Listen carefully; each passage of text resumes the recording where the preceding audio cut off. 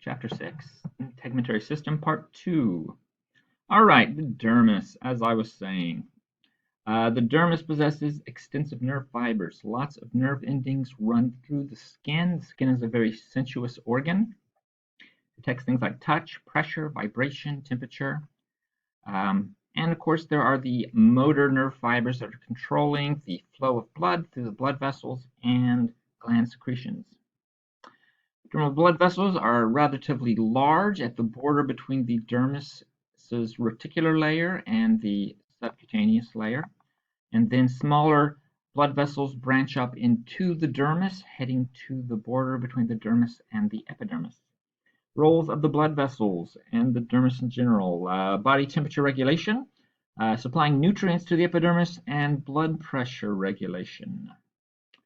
So, functions of the dermis: temperature regulation, basically influenced by blood capillaries and blood vessels in the dermis and the sweat glands.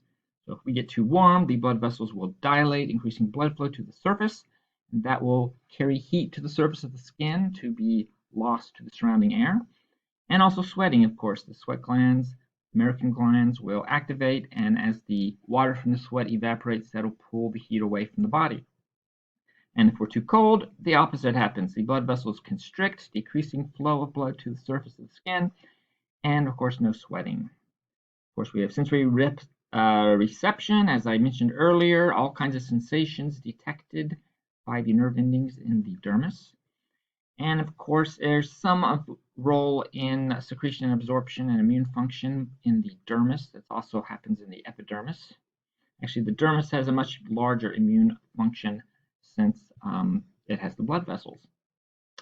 All right, moving on to the subcutaneous layer. The subcutaneous layer is not part of the skin known as the integument, but it is part of this integumentary system. It's primarily composed of adipose tissue and some areolar connective tissue. It has lots of collagen fibers connecting to the dermis, the reticular layer of the dermis, as well as the tissue underneath. The functions of the subcutaneous layer includes protecting the body, cushioning the body from blows, insulation to reduce heat loss, and acting as an energy reservoir. We can use the triglycerides stored in the adipocytes if we have a need for them. Drugs are often injected into the subcutaneous layer. This then allows the drugs to slowly get absorbed into the bloodstream rather than going directly into the bloodstream. The distribution of adipose tissue in the subcutaneous layer varies a bit based on gender. In women, it tends to be thicker around the breasts, buttocks, hips, and thighs, while men, it tends to be thicker in the abdomen, the buttocks, around the arms. I should say thicker rather than thinner. All right, epidermal derivatives. These are structures that are formed from the epidermis and often get pushed down into the dermis. So we have the nails, the fingernails. And toenails. They are actually modified stratum corneum. So they are keratinocytes that are more clear in color and packed closer together. It's thought that the nails help to protect the ends of our digits and also assist in grasping objects. The full length of the nail is referred to as the nail plate. The nail body is the portion of the nail that we can see. The free edge is the part that hangs over the fingertip. And the nail matrix is the area where cell division is occurring. So this is where new keratinocytes are being formed. They push outward toward the edge of the nail, pushing the next cells and the next cells and the next cells. So just like stratum corneum, growth occurs at one end, and then the new cells get pushed out from there that then pushes the other cells and the other cells. Other structures associated with the nail: the living layer of the epidermis underneath the nail plate is called the nail bed. The little whitish layer that you see is referred to as the lunula. So that little lighter whitish color is the lunula. The portion of the epidermis lying on top of the nail is called the eponychium. And then the thickened layer of skin directly under the free edge of the nail, that's the hypomycium. Some nail disorders. Well, there's Onicomicosis, which is a type of fungal infection in the nails, causing them to become yellowish and more brittle and thicker at the same time. There's yellow nail syndrome, where the nails growth slows or stops.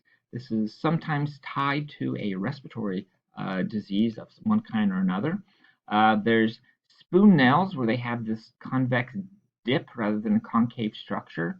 This can be associated with an iron deficiency. And then there is Boy's lines, these little lines or horizontal lines where the nails have temporarily stopped growing and then started growing again. This could be caused by reoccurring or chronic malnutrition of some kind.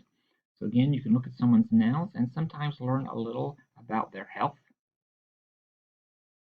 All right, another epidermal derivative is the hair. Hair is actually part of the epidermis. It is found in most places of the body except the hands, palms of the hands, palms of the fingers, the soles of the feet and toes, the lips, parts of the external genitalia. Hair is composed of a single structure referred to as a pilus, and it is composed of keratinocytes. That's right. There are three kinds of hair. There's lanugo, which is a very fine, unpigmented hair found on the skin of fetuses during the third trimester, and sometimes an infant that's born will still have that kind of hair, but it'll go away pretty quickly. There's vellus. Vellus is the fine hair found on most parts of our bodies, like our arms, our legs, and so on. And then terminal hair. Terminal hair is the coarser, more pigmented hair. It can grow longer, and it's found primarily on the scalp and eyebrows and eyelashes, but also in beards for men. And of course, during puberty, it also develops in the axillary and pubic regions. The hair structure, if you go by chunks, include the hair bulb, which is a widened area deep in the dermis. This is where the living epithelial cells are found that are going to grow and develop to produce the hair itself. Then you have the root. The root is also within the skin, but it is the portion where there are only dead epithelial cells, no growing, no cell division occurring here. And then the shaft is the part of the hair that is visible, and of course it is composed of dead cells. The very base of the hair bulb is blood capillaries called the hair papilla that are providing nutrients for the growing cells of the hair. And those growing cells are found in the matrix. So the matrix at the very base of the hair bulb, next to the hair papilla, this is where the epithelial cells are dividing and the new cells are being pushed up. And then that pushes the cells above them and the cells above them and so on. So again, all the new cells are produced in the hair matrix and then push up. And so all the cells of the hair that we're used to coming in contact with are dead. Also present in the hair matrix is melanocytes that put pigment into the keratinocytes of the hair. The hair itself has three layers. There's the central core, referred to as the medulla, running along the full length of the hair. It is a remnant of the matrix and is a little more soft and flexible. Surrounding that are more flattened layers of hair cells, forming what's called the cortex, and that's relatively hard. And then outside of the cortex is a single cell layer referred to as the the cuticle. So it goes inside is the medulla, outside of that is the cortex, and then outside of that is the cuticle. So you'd have all three of those layers in the shaft. Hair follicle is the structures that surround the hair itself. Hair follicle is a tube formed of the dermis and epidermis. The outermost layer is from dermal tissue, and it's called the outer connective tissue root sheath. And then the inner layer is made up of epithelial cells and is called the epithelial tissue root sheath. And they form the structure that surrounds the hair itself. Erector pili muscle is a smooth muscle tissue structure that goes from the hair follicle and it connects up to the dermal papillae at the border between the epidermis and dermis. Functions of the erector pili muscle is that when it contracts, we get goosebumps. So it elevates the hair, forming goosebumps.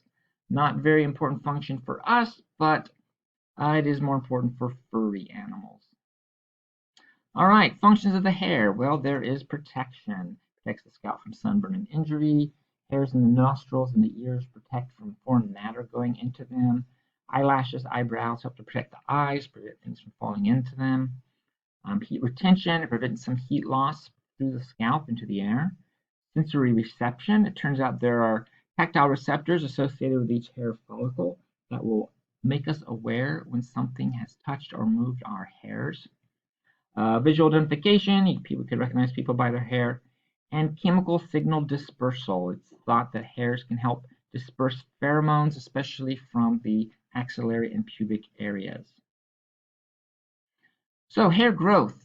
Turns out for the average person, we have about 1/3 of a millimeter of hair growing for each hair follicle that is growing.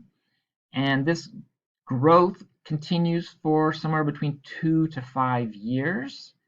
Then the hair will enter a dormant phase for about 3 to 4 months and then eventually get pushed out by a new hair that starts growing. So strangely enough, even for people who don't get their hair cut that often, their hair will only be at most about 5 years old. Which means we constantly have hair loss. So it is normal to lose 10 to 100 hairs per day. However, hair loss can be more significant.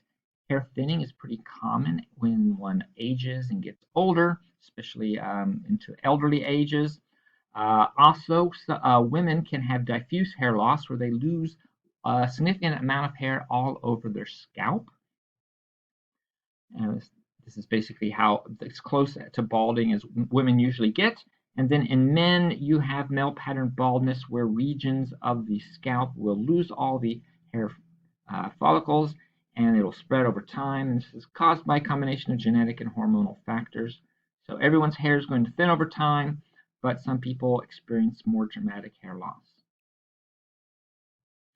All right, we have glands. We have the sweat glands or sudoriferous glands that produce a more watery mixture. This includes Melanocytes glands and Apocrine glands. And then the sebaceous glands that produce the oily secretion. So here's Melanocyte gland going to the skin, the sebaceous gland going to the hair follicle. All right, Melanocyte glands. Melanocyte glands empty their contents onto the skin surface. And what they produce is sweat. What we think of as sweat is produced by Melanocyte glands. These secretions are about 99% water, relatively clear with some electrolytes in it. It's released by Melanocyte secretion, aka exocytosis, and Melanocyte glands are found all over our skin and are much more numerous in the palms of the hands, soles of the feet, and the forehead. Functions of sweat, of course, thermal regulation, help us cool off. Secretion, we get rid of some urea and maybe some drugs through sweating a little bit. And protection, it can dilute chemicals on the skin surface and it can help prevent the growth of pathogens. Then we have apocrine glands. Apocrine glands are specialized glands that secrete into hair follicles. So here's an apocrine gland secreting into a hair follicle. They develop during puberty and they are only associated with the the hairs growing in the pubic region, the axillary region, and around the anus. They produce a thick, cloudy secretion with lots of proteins and lipids, and it is a great food source for bacteria, and those bacteria eat it and produce a very distinct odor, so that unpleasant odor associated with armpits is come from bacteria eating the secretions of the apocrine glands. All right, sebaceous glands. Sebaceous glands are oil glands. They produce sebum, an oily secretion by Apocrine secretion. The entire cell ruptures to release the sebum, and the oily secretion helps to lubricate the skin and hair to prevent them from drying out. Sebaceous glands are inactive during childhood and become extremely active during puberty. And we will stop this part of the lecture now.